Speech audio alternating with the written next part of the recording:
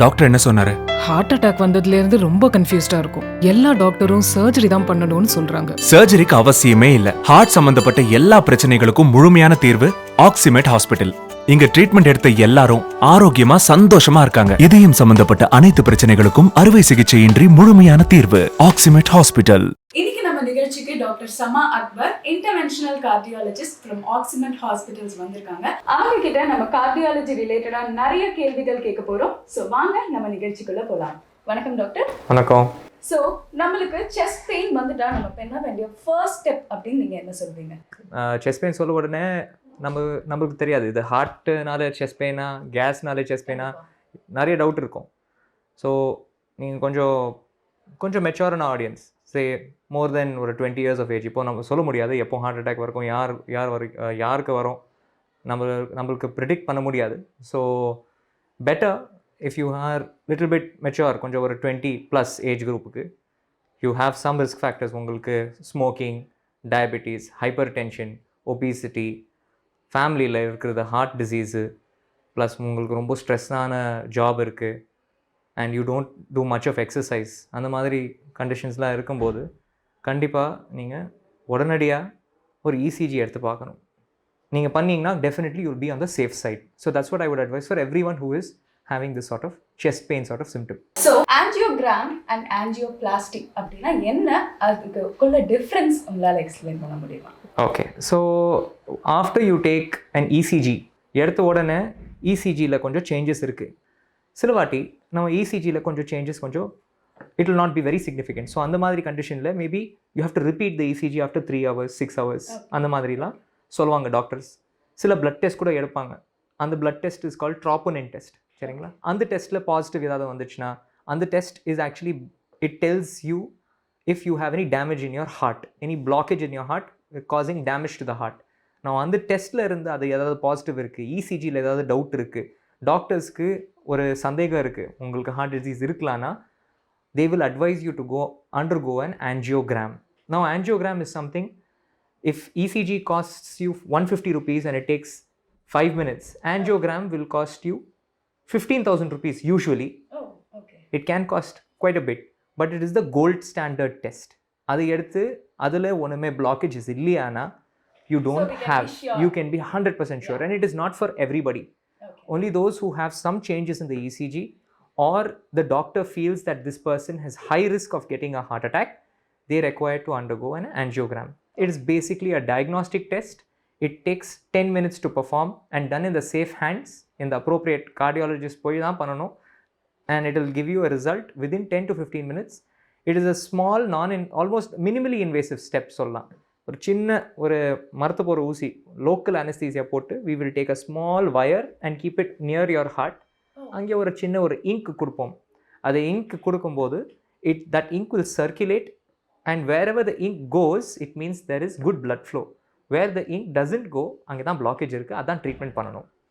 So angioplasty ஒரு கேள்வி கேட்டிங்கன்னா, எங்கே பிளாக்கேஜ் இருக்குதோ usually the heart, if you can see over here, the heart has 3 major blood vessels, சரிங்களா? லெஃப்டில் ஒரு blood vessel இருக்குது, ரைட்டில் ஒரு blood vessel இருக்குது, சென்டரில் ஒரு blood vessel இருக்குது.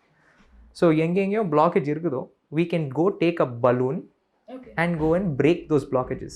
We are very highly advanced now, and we can take small micro catheters. It will be less than 1/2 millimeter oda chinnadu or diameter எடுத்துட்டு போய் we can dilate and break the blockages inside your coronary arteries. That is the heart ke blood supply பண்றது arteries க்கு நம்ம free பண்ணலாம் we using these micro balloons and catheters. After that we can also put a stent inside. Angioplasty na finally you will take a stent and go and put it inside. We will measure exactly how much your blockage is it, how much is the diameter, and the diameter evlo irukku adu measure pannittu in one shot we can clear a lot of blockages. This is all possible if you get an ECG on time. If you get within half an hour to 1 hour, if you get into a hospital, we can plan and we can proceed. நீங்கள் ரொம்ப லேட்டாக வந்தீங்க, நீங்கள் அப்படியே avoid பண்ணிவிட்டு நீங்கள் தூங்கிட்டீங்க, நீங்கள் ஏதாவது பேண்டப்ரசோல் கேஸ் டேப்லெட்ஸ் யோசிச்சுட்டு யூ ஜஸ்ட் அவாய்ட் இட்னா, then I'm sorry, you'll be at great loss. So doctor, what is bypass surgery? Many times after doing an angiogram we get the unfortunate information that there are more than 2 to 3 blockages inside the heart. And these are not simple blockages which can be cleared with simple angioplasty. So those sort of patients, unfortunately, they have to undergo bypass operation. Basically, bypass means, as the word suggests, bypass route create பண்றது. இப்போ ஒரு நிறைய blockages இருக்கு. ஒரு ஆர்டரியில 3 இடத்துல, ஒரே ஒரு ஆர்டரியில, left main artery, left side. If you remember the heart, basic biologyல heart is predominantly a left sided organ. சரிங்களா? ஒரு ஃபிஸ்ட் மாதிரி இருக்கும் ஹார்ட். லெஃப்ட் சைடில் தான் majority of the muscle mass is there. Left சைடில் சப்ளை பண்ணுறது ஆர்ட்ரியிலே inside one artery there are more than 3 blockages na angioplasty becomes a very difficult option. And this sort of situation la patients are usually those who have ignored their symptoms, who have hidden their symptoms. அவங்க சொல்லாம கொல்லாம வராது heart attack. Usually அவங்களுக்கு pain வந்திருக்கும், அவங்க சொல்லாம அவங்களே avoid பண்ணிட்டு இருப்பாங்க. ஒரு நார்மல் பெயின் அப்படினா ஆமா, exactly, they would have never got tested.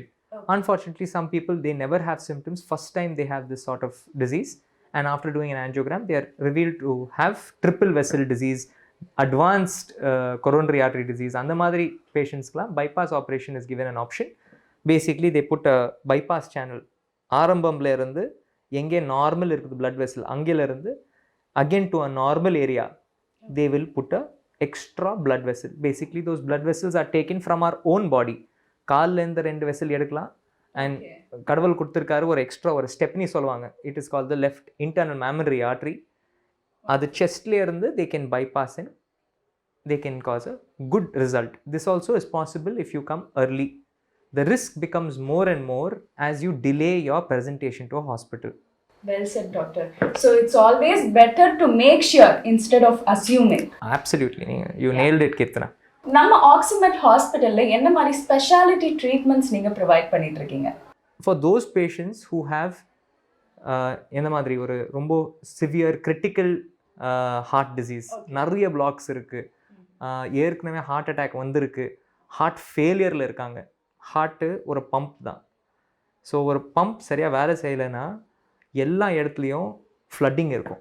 Heart is required to ஒரு சென்டர் செஸ்டில் இருந்து எல்லா இடத்துக்கு பிளட் பம்ப் பண்ணுறது ஆர்கன். அதுதான் அது மெயின் யூஸ். அது யூஸில் ஃபெயிலியர் ஆயிடுச்சுன்னா எல்லா இடத்துலையும் பிளட் ஃப்ளோ ஸ்லக்கிஷ் ஆகிடும். அண்ட் சில இடத்துலையே எஸ்பெஷலி லங்ஸில், காலில், அப்புறமா வயிற்றில் வீக்கம் அதிகமாக வந்திருக்கு வாய்ப்பு இருக்குது. இது பேரெல்லாம் ஹார்ட் ஃபெயிலியர் சிம்டம்ஸ். ஒருத்தருக்கு ஹார்ட் பம்பிங் ரொம்ப கம்மியாக இருந்துச்சுன்னா ஒரு 100 மீட்டர் கூட நடக்கிறது ரொம்ப கஷ்டப்படுவார். If he has to climb up, ஒரு படிக்கட்டு ஏறுறது கூட முடியாதவருக்கு, ஃப்ளாட்டாக படுக்க முடியாதவருக்கு, ஃப்ளாட்டாக படுத்தா ரொம்ப மூச்சு வாங்கும். சில பேருக்கு தே அஸ்யூம் தட் இது கேஸ்னால, இல்லைன்னா அவங்களுக்கு வயசாயிடுச்சு, அந்த மாதிரி ஒரு அனவேர் ஒரு சுச்சுவேஷனில் இருப்பாங்க. பட் நிறைய பேருக்கு ஒரு டெஸ்ட் பண்ணி பார்த்தா, சிம்பிள் ஒரு எக்கோ கார்டியோகிராம், ஒரு அல்ட்ராசவுண்ட் ஆஃப் த ஹார்ட் பண்ணி பார்த்தா ஹார்ட் பம்பிங்கோட கெப்பாசிட்டி ரொம்ப கம்மியாக இருக்குது. இந்த மாதிரி diagnostic facilities are available in Oxymed. And especially for those நம்மளுக்கு ட்ரிபிள் வெசல் டிசீஸ் இருக்குது, நிறைய பிளாக்கேஜஸ் இருக்குது, பைபாஸ் ஆப்ரேஷன் ரொம்ப ஹை ரிஸ்க்காக இருக்குது. இந்த மாதிரி பேஷண்ட்ஸ்க்கெலாம் we provide EECP and medical management. That's what we specialize in, especially those people who have ஏற்கனவே bypass பண்ணியிருக்காங்க, நிறைய வாட்டி blockage திருப்பி வந்திருக்கு. அந்த மாதிரி பேஷண்ட்டுக்கு EECP therapy is a additional therapy. We also give state of the art medical management and we try to take care of heart failure. Sure. Thank you so much for spending your valuable time with us. Yeah, I'll check and call. எல்லா பெரிய ஹாஸ்பிட்டலுக்கும் போய்டும், surgery பண்ணணும்னு சொல்றாங்க. இந்த வயசுல சர்ஜரிக்கு அவசியமே இல்ல. அறுவை சிகிச்சையின்றி மூட்டு வலி, முதுகு வலி, கழுத்து வலிக்கு அனுபவமிக்க மருத்துவர்களின் தலை சிறந்த சிகிச்சை ஆக்சிமெட் ஹாஸ்பிட்டல். நம்ம சிம்டம்ஸ் வர அந்த ஆன்செட்லேயே ட்ரீட் பண்ணோன்னா ஃபியூச்சரிஸ்டிக்காக எந்த ஒரு அட்வான்ஸ் ப்ராப்ளம் வராமல் நம்ம பார்த்துக்கலாம். ஸோ இந்த மாதிரி நீங்கள் வராமல் இருக்கிறதுக்கு கீழே இருக்க நம்பருக்கு கால் பண்ணுங்கள். சக்கரை வியாதியால் கால் எடுக்கிற ஸ்டேஜில் இங்கே வந்த பல பேர் குணமாகி இப்போ ரொம்ப சந்தோஷமாக இருக்காங்க. ஆறாத புண்கள், தீக்காயங்கள், ஸ்ட்ரோக், ஸ்போர்ட்ஸ் இன்ஜுரி போன்ற பலவிதமான நோய்களுக்கு HBOT மூலமாக ட்ரீட்மெண்ட் பண்ணலாம். HBOT வசதி உள்ள தென்னிந்தியாவின் ஒரே மருத்துவமனை ஆக்சிமெட் ஹாஸ்பிட்டல். என்ன மாதிரி ஸ்போர்ட்ஸ்மேனுக்கு HBOT ரொம்ப யூஸ்ஃபுல்லான ட்ரீட்மெண்ட். வணக்கம் நேயர்களே, இன்னைக்கு நம்ம நிகழ்ச்சிக்கு ஆக்சிமெட் ஹாஸ்பிட்டலின் மெடிக்கல் டைரக்டர் டாக்டர் முத்தையா வந்திருக்காங்க. அவங்க கிட்ட நம்ம இஇசிபி, ஹெச்பிஓடி பத்தி நிறைய கேள்விகள் கேட்டு அந்த டேர்ம்ஸ் பத்தி நல்லா புரிஞ்சுக்க போறோம். ஸோ வித்வுட் எனி டிலேஸ் நம்ம நிகழ்ச்சிக்குள்ள போயிடலாம். வணக்கம் டாக்டர். வணக்கம். ஸோ ஆக்சிமெட் ஹாஸ்பிட்டல்ல அறுவை சிகிச்சை மட்டும் இல்லாம நிறைய சிகிச்சையும் நீங்க மேற்கொண்டு வரீங்க அப்படின்னு நாங்கள் கேள்விப்பட்டிருக்கோம். ஸோ அந்த மற்ற சிகிச்சைகள் பத்தி எங்களுக்கு ஒரு சில வார்த்தைகள் ஷேர் பண்ணுங்க. ஆக்சிமெட் ஹாஸ்பிட்டல் வந்து அறுவை சிகிச்சை இல்லாமல் பல சிகிச்சைகள் நாங்கள் கொடுத்துட்டு இருக்கோம். இங்கே அதில் வந்து ஹெச்பிஓடி, இஇசிபி இந்த மாதிரி அறுவை சிகிச்சையின்றி நிறைய வியாதிகளுக்கு சிகிச்சை கொடுத்துக்கிட்டு இருக்கிறோம். இது எல்லாமே வந்து ஸ்பெஷலைஸ்டு ட்ரீட்மெண்ட்ஸ் தான். ஹார்ட் டிசீஸு, இல்லைன்னா காலில் ஆறாத புண், இந்த மாதிரி நிறைய வியாதிகளுக்கு கத்தியின்றி ரத்தமின்றி இந்த சிகிச்சை முறைகள் செய்து எல்லாருக்குமே வந்து நிறைய பலன் கொடுத்துட்ருக்குறோம். Very nice doctor. ஸோ இந்த நீரிழிவு நோய்களால் வர பாதிப்புகள் என்னென்ன? நீரிழிவு நோய் அப்படின்னு பார்த்தோம்னா உச்சந்தலையிலேருந்து உள்ளங்கால் வரைக்கும் இருக்கக்கூடிய எல்லா உறுப்புகளையும் பாதிக்கக்கூடிய ஒரு நோய் நீரிழிவு நோய். டயபெட்டிஸ், சர்க்கரை வியாதி அப்படின்லாம் சொல்கிறோம். நம்ம இது வந்துச்சு அப்படின்னா நம்ம உடம்புல இருக்கிற சாப்பிட்ற சாப்பாடுலேருந்து எடுக்கக்கூடிய சத்தானது, சர்க்கரை சத்தானது ரத்தத்திலே சுற்றிட்டு இருக்கும்.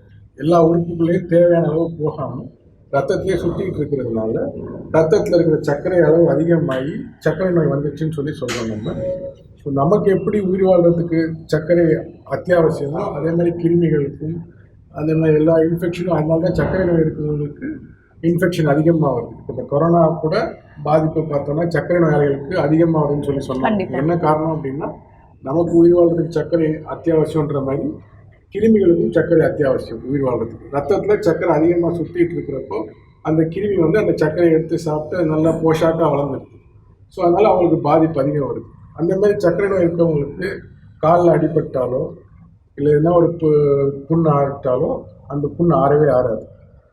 உச்சந்தலையிலேருந்து உள்ளங்கால் வரைக்கும் பாதிப்புன்னு சொன்னதுனால அவங்களுக்கு வந்து கண் பார்வை இழக்கலாம், காலில் வந்து உணர்ச்சி இல்லாமல் போகலாம், கிட்னி பாதிப்பு ஏற்படலாம், இந்த மாதிரி பல வியாதிகள் வரலாம். ஓகே. ஸோ இந்த ஹெச்பிஓடி முறை பற்றி இன்னும் கொஞ்சம் தெளிவாக எங்களுக்கு சொல்லுங்க. சர்க்கரை நோயாளிகளுக்கு ஆறாத புண்கள் ஏற்படும் சொன்னேன்.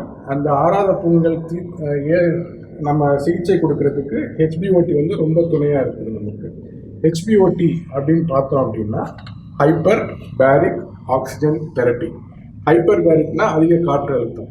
இப்போ இந்த அறையில் பார்த்தோம் அப்படின்னா காற்று அழுத்தம் வந்து கடல் அளவில் இருக்கக்கூடிய காற்று அழுத்தம் 1 அட்மாஸ்பியர்னு சொல்கிறோம். இந்த 1 அட்மாஸ்பியர் ப்ரெஷரில் நம்ம ரத்தத்தில் ஏற்கனவே 100% ஆக்சிஜன் உள்ளே இருக்குது. இப்போ நம்ம இந்த பல்ஸ் ஆக்சிமீட்டர்னு இப்போ எல்லாருக்குமே தெரிஞ்சு போச்சு. கொரோனாவுக்கு அப்புறம் எல்லாருக்கும் பார்த்தோம் அப்படின்னா பல்ஸ் ஆக்சிமீட்டரில் வச்சு ஆக்சிஜன் லெவல் அளந்து பார்க்குறாங்க எல்லாருமே. அது 100% இருக்கும். ஜென்ரலாக எல்லாருக்கும் நார்மலாக இருக்கிறவங்க 95 அபவ் இருக்கும், 100 வரைக்கும் இருக்கும். ஸோ அப்போ எவ்வளோதான் எக்ஸ்ட்ரா ஆக்சிஜன் கொடுத்தாலும் உடம்புல போகிறதில்லை.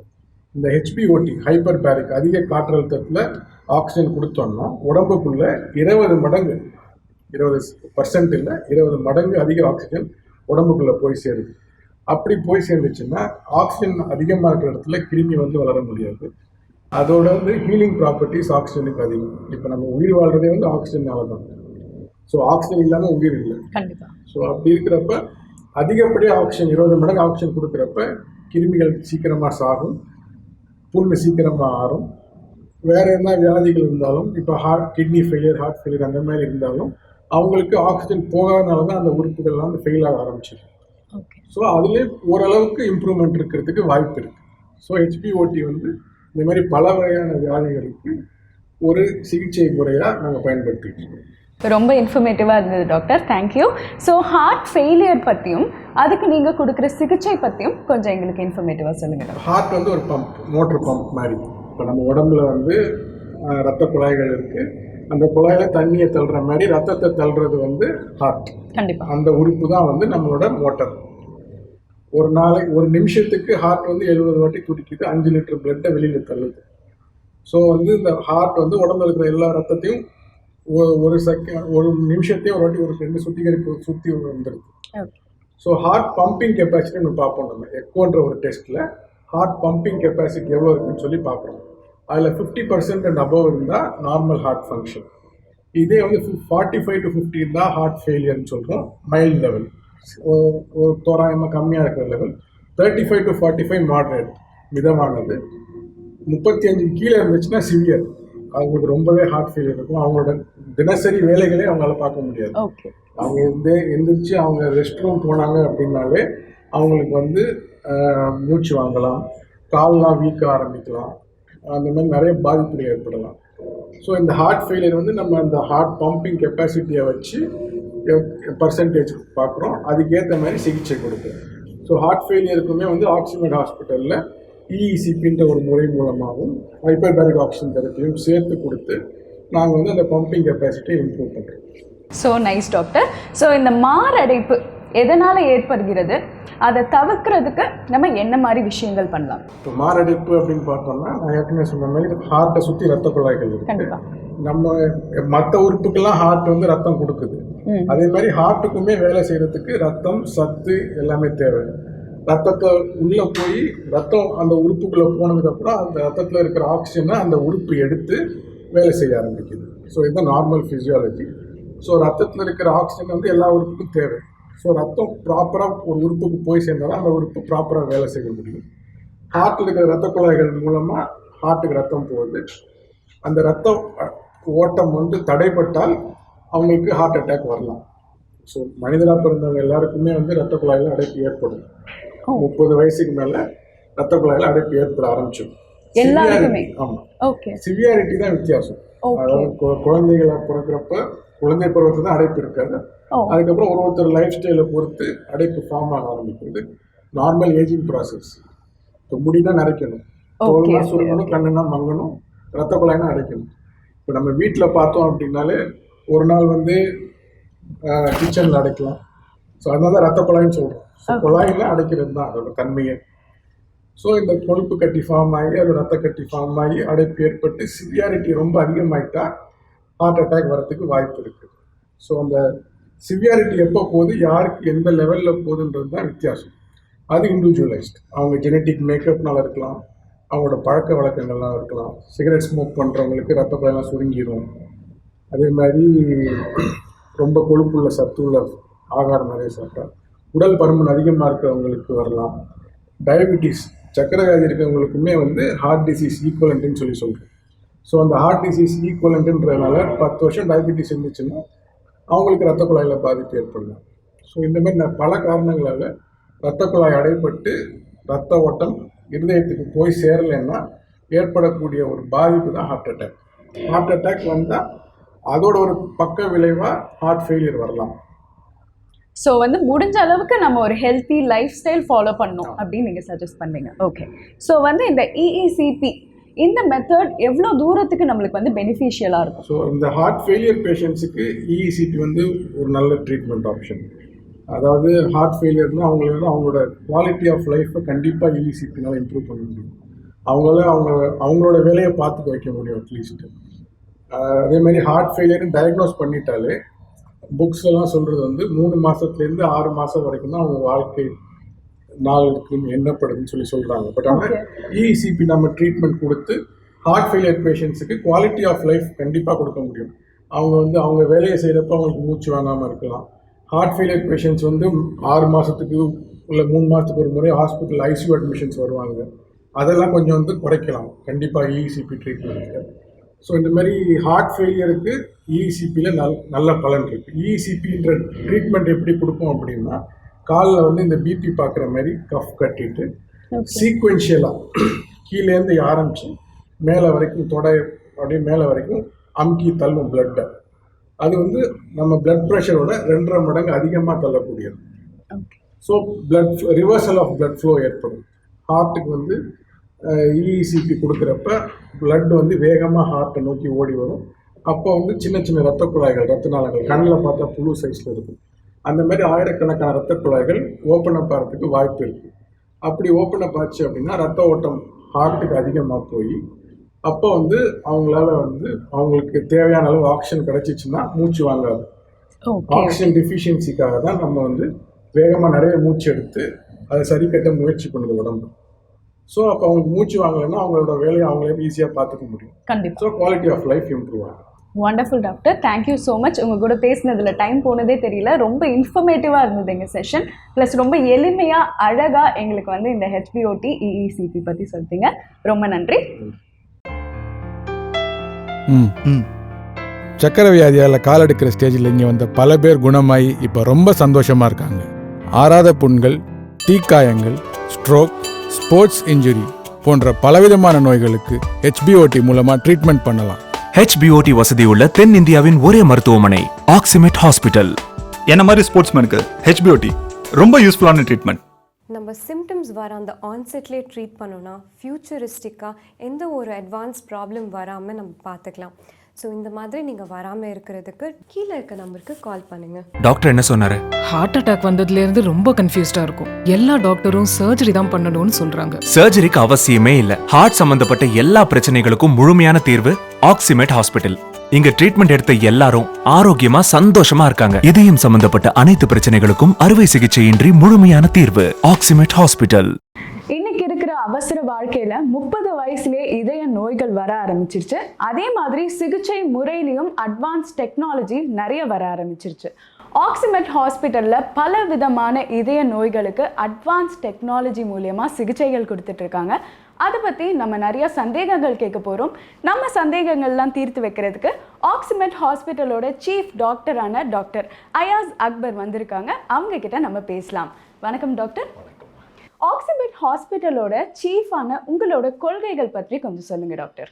கடந்த 20 வருஷமா ஆக்சிமெட் ஹாஸ்பிட்டலோட கொள்கை கத்தியின்றி, ரத்தமின்றி, வலி வேதனை இல்லாம நிறைய வியாதிங்களுக்கு சிகிச்சை கொடுத்துட்டு வரோம். எந்த மாதிரி பேஷண்ட்டை நம்ம நாடி வருது பார்க்க போனால் இன்ஆப்பரபிள் குரூப், அதாவது நிறைய காம்ப்ளிகேஷன்ஸ் இருக்கும். Renal impairment, highly infection, pulmonary oedema, congestive heart failure, இந்த மாதிரி மல்டிபிள் காம்ப்ளிகேஷன் இருக்கிற பேஷண்ட்டுக்கு ஒரு சர்ஜன்னால் சர்ஜரி பண்ண முடியாது. இது தவிர ஏற்கனவே சர்ஜரி பைபாஸ் பண்ணியிருந்துப்பாங்க, இல்லை ஆஞ்சியோபிளாஸ்டி பண்ணியிருப்பாங்க. ஆனால் துரதிர்ஷ்டம் எக்ஸஸாக கால்சியம் ஸ்கோர்னால் பின்னும் ரீபிளாக்குக்கு இன்ஸ்டன்ட் ரீஸ்டெனோசிஸ், இந்த மாதிரி பிரச்சனைங்க இருக்கும். அடுத்த தாட்டி கூட சர்ஜரி பண்ண முடியாத நேரத்தில் பேஷண்ட் நமக்கு நாடி வருவாங்க. இது தவிர ஆஞ்சியோகிராம் பண்ணி பார்த்ததுல கொரோனரி ஆர்டரிஸ், அதாவது இரத்த நாளங்கள் டிஃப்யூஸ்லி டிசீஸ், அதாவது 1.5 மில்லிமீட்டருக்கு கீழே இருந்தால் even develop countries like America, UK, Germany, இங்கே கூட எந்த சர்ஜன்னாலையும் அது நூலாட்டம் அந்த ரத்த நரம்பாயிடும்.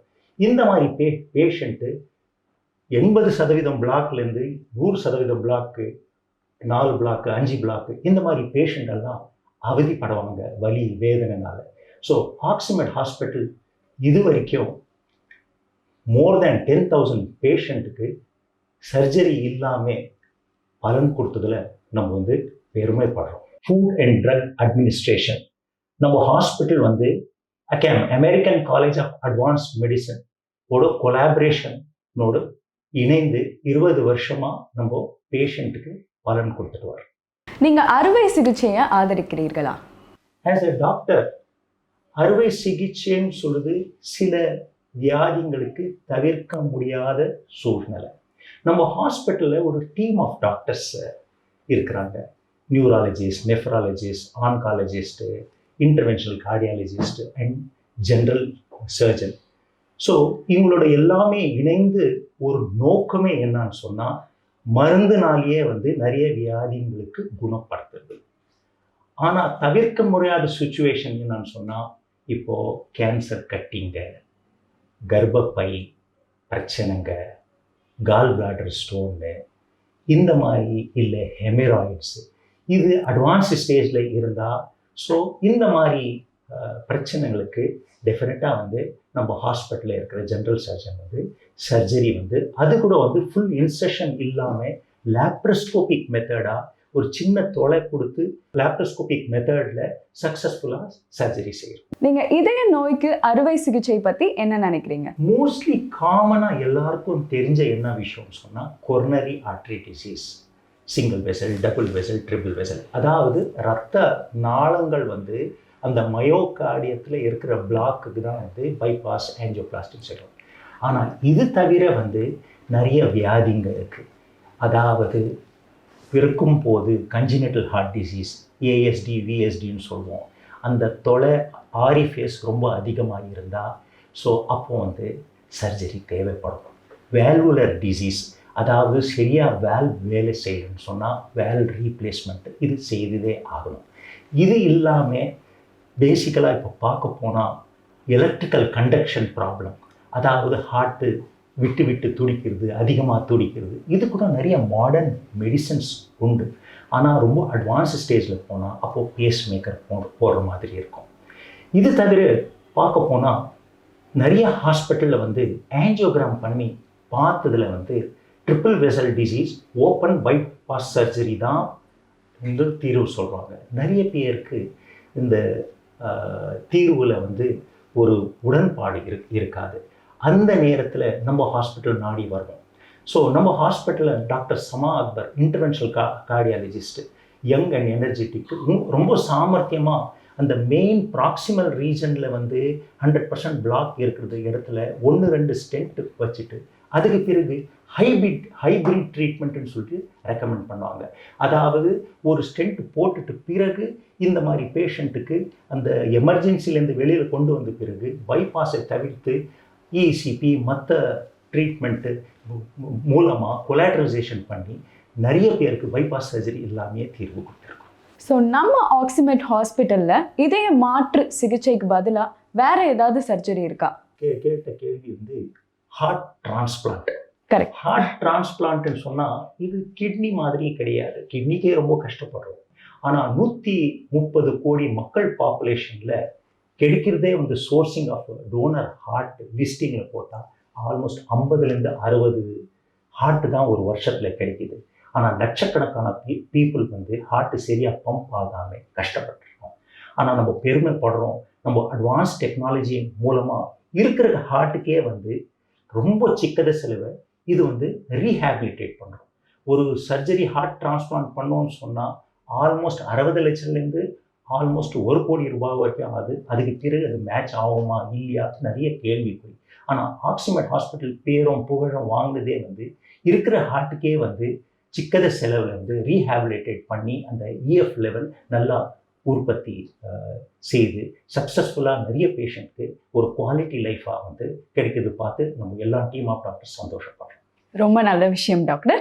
ஸோ இதயம் தவிர மற்ற நோய்களுக்கு அறுவை சிகிச்சை இல்லாம நீங்க வேற மாதிரி ட்ரீட்மெண்ட்ஸ் கொடுத்துட்டு இருக்கீங்களா? ஆக்சிமெட்டோட ஸ்பெஷாலிட்டியே வந்து non surgical, no surgery, no pain, no hole and no surgery. So தேவைப்பட்டா வந்து அவசியமாக இருந்தால் நீங்கள் முதல்ல கேள்வி கேட்டீங்களே மற்ற சர்ஜரிக்கு ஆதரிக்கிறேன்னு சொன்னால் இப்போது கால் பிளாட்டர் ஸ்டோன் இருக்குது, மற்ற சின்ன சின்ன காம்ப்ளிகேஷன்ஸ் இருக்குது. இது லேப்ரோஸ்கோபிக் மூலமாக வந்து சர்ஜரி பண்ணுறோம். ஆக மொத்தத்தில் without surgery we have been giving a good solution. Thank you. கண்டிப்பா நான் நிறைய விஷயம் தெரிஞ்சுக்கிட்டேன். உங்களோட லேட்டஸ்ட் டெக்னாலஜி பற்றியெல்லாம் தெரிஞ்சுக்கிறதுக்கு ரொம்ப புதுமையான ஒரு எக்ஸ்பீரியன்ஸாகவே இருந்தது. அதே மாதிரி நம்மளோட நேயர்களும் நிறைய புது புது விஷயம் தெரிஞ்சிருப்பாங்க அப்படின்னு நினைக்கிறேன். ஸோ உங்களோட வேல்யூபிள் டைம் ஸ்பெண்ட் பண்ணி எங்களுக்கு இன்டர்வியூ கொடுத்ததுக்கு ரொம்ப thanks doctor. Thank you so much. நேயர்களே, டாக்டரோட நம்ம பேசிட்டு இருந்ததுல நிறைய விஷயங்கள் தெரிஞ்சுக்கிட்டோம். ஸோ இந்த ஆக்சிமெட் ஹாஸ்பிட்டலோட சிகிச்சை முறைகள் பற்றியும் உங்களுக்கு நல்லா புரிஞ்சிருக்கும் அப்படின்னு நினைக்கிறேன். உங்களுக்கு இதை பற்றி ஏதாச்சும் சந்தேகங்கள் இருந்தா நாங்க கீழே டிஸ்பிளே பண்ற நம்பருக்கு நீங்க காண்டாக்ட் பண்ணி ஒரு அப்பாயின்மெண்ட் ஃபிக்ஸ் பண்ணி எங்க டாக்டரை நேராவே வந்து நீங்க மீட் பண்ணலாம். எங்க இன்டர்வியூவை நீங்க இவ்ளோ நேரம் உங்க டைம் ஸ்பெண்ட் பண்ணி பார்த்ததுக்கு ரொம்ப நன்றி. டாக்டர் என்ன சொன்னாரு? ஹார்ட் அட்டாக் வந்ததுல இருந்து ரொம்ப கன்ஃபியூஸ்டா இருக்கும். எல்லா டாக்டரும் சர்ஜரி தான் பண்ணணும்னு சொல்றாங்க. சர்ஜரிக்கு அவசியமே இல்ல. ஹார்ட் சம்பந்தப்பட்ட எல்லா பிரச்சனைகளுக்கும் முழுமையான தீர்வு ஆக்சிமெட் ஹாஸ்பிட்டல். இங்க ட்ரீட்மெண்ட் எடுத்த எல்லாரும் ஆரோக்கியமா சந்தோஷமா இருக்காங்க. இதயம் சம்பந்தப்பட்ட அனைத்து பிரச்சனைகளுக்கும் அறுவை சிகிச்சையின்றி முழுமையான தீர்வு ஆக்சிமெட் ஹாஸ்பிட்டல்.